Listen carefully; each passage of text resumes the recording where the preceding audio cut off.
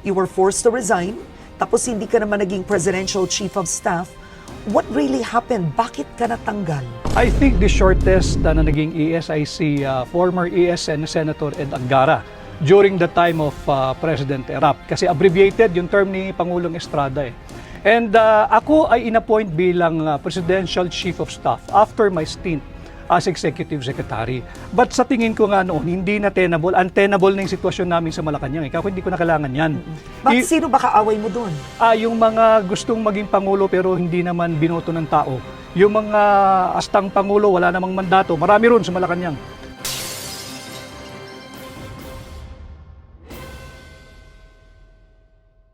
Magandang araw sa inyo mga kabayan, mga tropa. Isa na namang mainit at interesanting topic ang bibigyan natin ng reaksyon. Kaya kung mahilig po kayo sa mga politics, content, at tamang-tama po at para sa inyo ang channel na to. Ako nga pala si Kuya Frank at sana po suportahan niyo po yung munting channel na to. Sa pamamagitan po ng pag-like at pag-subscribe. Huwag niyo na rin po sanang kalimutang i-hit yung notification bell para kapag may bago tayong upload, hindi niyo na kailangan pang hagilapin yung channel na to kung saan na po itong magpa-pop up sa cellphone ninyo. Sabay-sabay po natin panoorin to. Thank you, Karen. Magandang araw at maraming salamat sa iyong pag-imbita sa akin ngayong araw. Attorney Vic Rodriguez, when you filed your candidacy, sinabi mo na ang candidacy mo ay endorsed by former President Duterte. Anong ibig sabihin nun? Nakausap ka ba niya? Anong pinangako niya? Walang pinangako si Pangulong Duterte kung hindi ay susuportahan ako at yung kakausapin niya, yung kanyang mga supporters, yung kanyang core group at upang ako'y tulungan mga kampanya. And yes, may pag-uusap kami before the filing at mga 3-4 na beses kami nag-uusap because initially, sabi niya, Vic, tumakbo kang senador. Ako hindi ko hilig ito, Mr. President, mas magaling akong nasa likod, tutulong na lang ako. And I was expecting that he will be the one to run for senator and I will go all the way for him. Sabi ko, okay na ako, tutulong ako. But yun nga, nag-progress yung usapan and eventually, siya ay kumandidatong mayor ng Davao as we all know. So ako ang tumugon doon sa hamon na pamunuan ng tunay at maisog na oposisyon. That's why here I am now. Oo, pero ibig sabihin si Pangulong Duterte ang nagbigay sa iyo ng idea na tumakbo kang senador? Not really idea, it's more of an encouragement from President Duterte for me to try and run for senator. And nag-uusap kami mga 4 na beses eh. At sabi ko lang sa kanya, pag-isipan ko, Mr. President. Sabi niya, sige, tama naman yan, huwag kang magmadali, pero huwag din masyadong matagal. Dahil kailangan ka ng mapakilala, dahil kilala ka naman, pero hindi bilang kandidato. Okay, Attorney Rodriguez, sumikat ka bilang spokesperson, abogado ni Pangulong Bongbong Marcos. Buong kampanya, ikaw ang kinakausap ng lahat. May libro ka nga ang nakalagay, Kingmaker. Kabilang ka behind the scenes sa campaign. Isn't this absolute betrayal? From Marcos, ngayon na kay Duterte ka na. Magandang tanong yan, Karen. I have always been Duterte Marcos. And noong 2022, Marcos Duterte. At hanggang sa ngayon, magkasama kami ni Duterte. Ang nawala yung Marcos. Yan ang dapat mapaliwanag nila. Kami ni Duterte magkasama pa rin hanggang ngayon. Ano ba nangyari? Hindi ka lumabas noon, hindi ka nagpaliwanag. Bilang Executive Secretary, you were the shortest Executive Secretary in history, 79 days in office. You were forced to resign, tapos hindi ka naman naging Presidential Chief of Staff. What really happened? Bakit ka natanggal?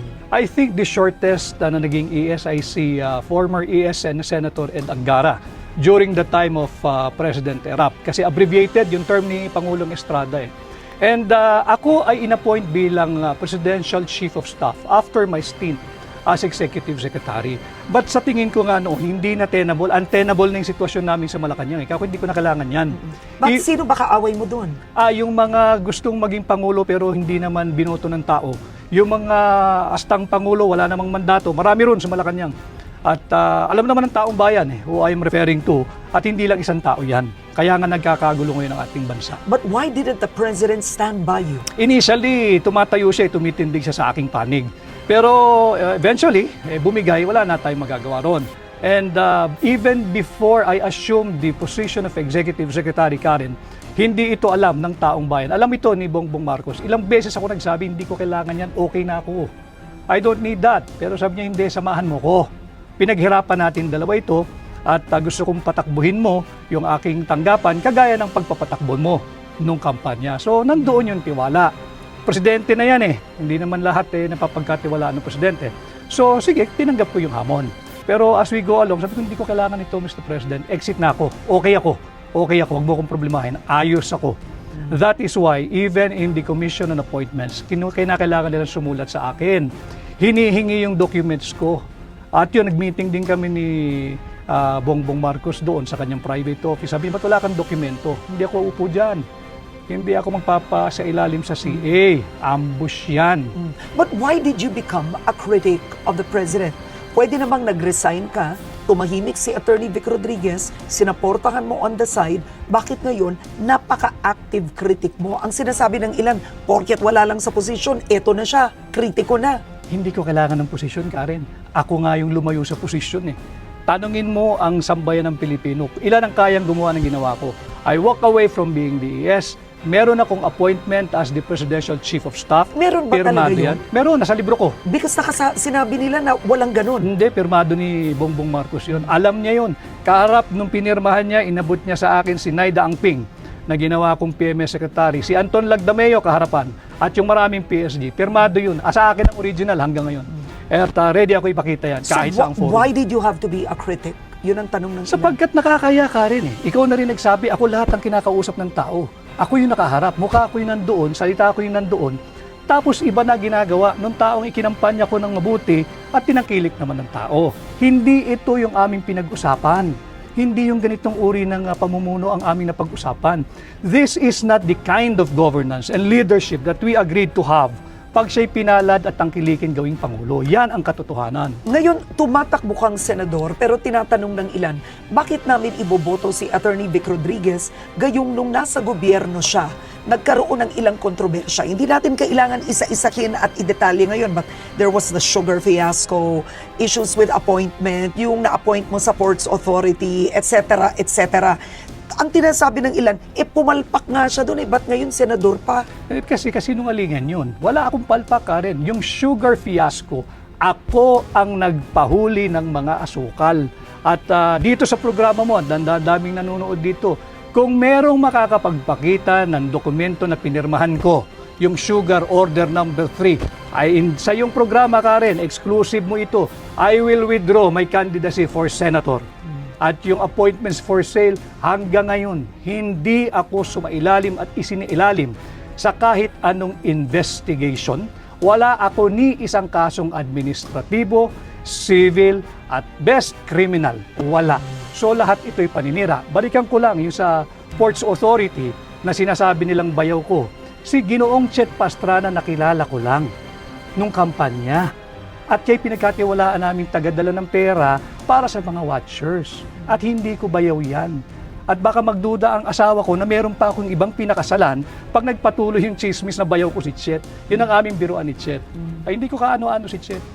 So, yan ang katotohanan. Ang sinasabi nyo ngayon ay what you're saying is you were unfairly treated, judged, accused? Absolutely. Because maraming sumama na lang nung panalo na kami doon sa kampanya na gusto nila business as usual. Iba na dapat yung direksyon namin, yung napag-usapan namin ni Bongbong Marcos eh. Wala kaming kasama noon, Karen. Alam kong alam mo, walang gustong sumama kay Bongbong Marcos matapos ang 2016. Kaming dalawa lang ang magkasama. Kahit nung siya'y nag-announce ang kandidatura, wala kaming mga branded names in politics. At nung mananalo na, nandyan na yung mga Johnny Come Lately. At ang gusto, sila pa ang una sa pila. Hindi ako pumayag. Bakit? Ang kasama namin, ordinaryong tao eh.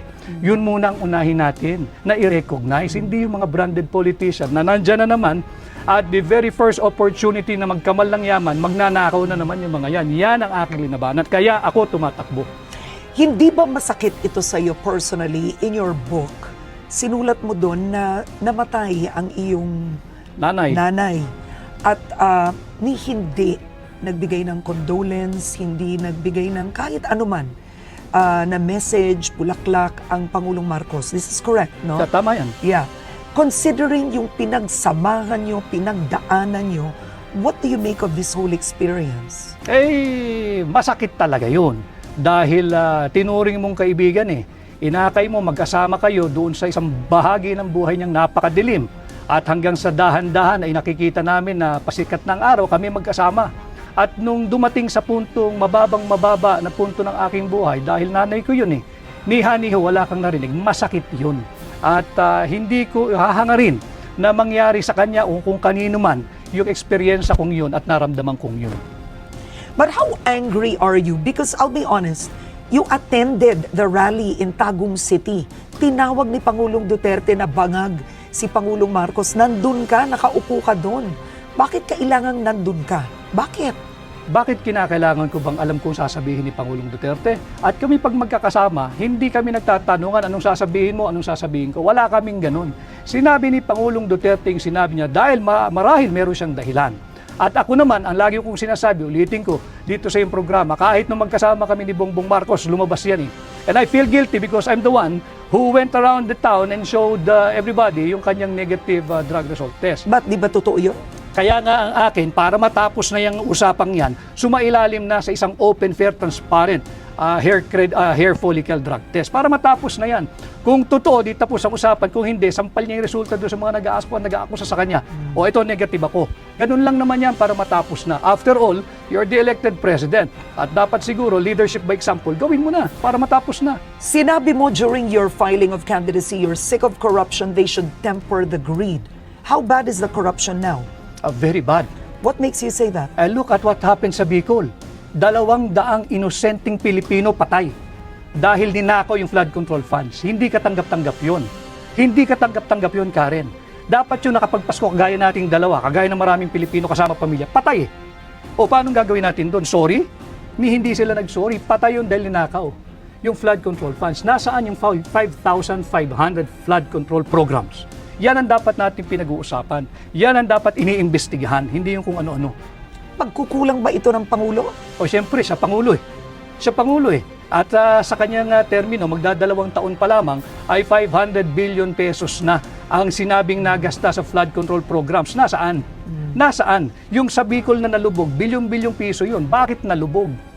Okay, ngayon, hindi lang yun ang isyong pag-uusapan natin. Marami pang may init na usapin ng ating bansa at nais naming malaman ang pananaw nyo at paninindigan. May 10 tanong dito sa harapan nyo, pumili kayo ng 5, tapos ibibigay nyo sa akin, susubukan natin sa loob ng 6 na minuto, sasagutin nyo to. Okay, I have to choose the 5 now? You know, choose one and give it to me. Okay. One first. Okay, alright. Ano ang masasabi mo sa paggamit ng confidential funds ni Vice President Sara Duterte? Hindi lamang dapat yung kay Vice President Sara Duterte imbestigahan. Lahat ng gumagamit ng confidential funds, kung may iimbestigahan, lahat. Pero hindi tinanong, pwedeng isa ang lang. tanong is about Sara Duterte. Yung paggastos niya ng confidential funds, sinabi niya hindi siya magpapaliwanag sa Kongreso. Tama ba yun? Tama, sapagkat binibigyan siya ng COA until January or February of this year to comply with documentation. Yung notice of disallowance, Karen, ito yung malaking kasinungalingan. Ang notice of disallowance ay hindi kasong kriminal. Hindi yun finding of guilt. Yun ay para remedyohan mo yung mga kulang na dokumentong pinapasumiti sa'yo. At binibigyan pa siya ng January or February of this year. Therefore, the investigation conducted by the House of Representatives, if at all, premature. Huwag mong pangunahan ng COA. Constitutional duty ng COA yan. Article 9, Paragraph D, Section 3. So, Attorney, naniniwala kang walang maling paggamit si Vice President Sara Duterte sa confidential funds? Hindi pa dapat husgahan dahil meron pa siyang period to comply. So lahat ito premature. Let COA do its job. Huwag pakialaman ng Kongreso yung trabaho ng COA because it is not the core function of Congress to do the function of COA. Okay, next. Okay, next question. Pabor ka ba na gawing legal ang divorce sa Pilipinas? Hindi ako komportable dyan sa pagpapalegal ng gagawing legal ang O divorce. bakit? Ayaw mo yung salitang divorce? Sapagkat nandyan na yung annulment at yung legal separation. At sa tingin ko, sapat na yan. At again, on constitutional ground, mahirap naman basta lang tayong susuong sa divorce bill dahil malinaw na kinikilala ng ating saligang batas, Article 2, Section 12 of the Constitution. Pinapalakas kinikilala ang pagiging sagrado ng pamilya. In fact, it is treated as the basic autonomous social institution na dapat palakasin. So on constitutional ground, may reservation ako sa divorce bill. Next. Yan. Okay. Paano mapapahusay ang kalidad ng edukasyon ng Pilipinas? O siguro ang tanong na lang, magkomento ka sa edukasyon ng Pilipinas ngayon at sa pagbawas ng budget. Kulelat tayo, di ba? Sa math, sa reading, sa science, at sa spelling. Tapos binawasan pa ni Bongbong Marcos ng 12 billion. Lalo tayong malulubog. We are not using our public money to do proper public investment. So maling-mali na bawasan mo ng 12 billion pesos ang Department of Education at isang kalang mo ang kinabukasan ng kabataang Pilipino, unahin mo ang ayuda ng mga mambabatas. Yan, maling-mali yan. Ang tanong ko sa iyo, kung naging senador ka, anong gagawin mo? What legislation will you do? I will work on amending the plunder law. Ibababa ko yung threshold ng plunder from 50 million to 5 million. At pag nagawa ko yan, Baka lahat makulong na. hindi lang yan, Karen. Pag nagawa ko yan, ibabalik ko ang death penalty. Yun ang kaparusahan. Sapagkat higit pa sa heinous crime ang pagnanakaw. So, ang plunder para sa iyo, 5 million pesos, tas death penalty. Yes. Okay. Dahil ang pagnanakaw ay pagnanakaw kahit magkano pang halaga yan. At singit ko lang, kahit sa banal na kasulatan, ang nakalagay lang doon, thou shall not steal, period. Hindi sinabing thou shall not steal ng more than 50 million. So wag nating paguluhin ang buhay natin, wag kang magnakaw, period. Alright, next. Ay, ano ko, nagalaw ko to. Pumili okay. ka ng iba. Here. Yan, okay. Alright, eto. Sa issue ng West Philippine Sea, tama ba ang ginagawang pivot ng administrasyon sa US mula sa China? Hindi ako sang-ayon. Oh. Sa pagkatatandaan natin, at nandito naman yung team mo, suriin ninyo yung naging pahayag ni Bongbong Marcos noong 2022 SONA. Nung sinabi niya as regards our standing in the community of nations, that we shall be friend to all and an enemy to none. Nag-pivot ka na. Andito na tayo, kaaway na natin ang China dahil we're pursuing hindi na independent foreign policy kundi interest na ng Estados Unidos ito with the proliferation of US military bases. Yang EDCAM yan, US military bases yan But that's not a US military base. EDCA is not. No, they call it EDCA pero nandoon na yung mga Article 18, Section 25 of the Constitution.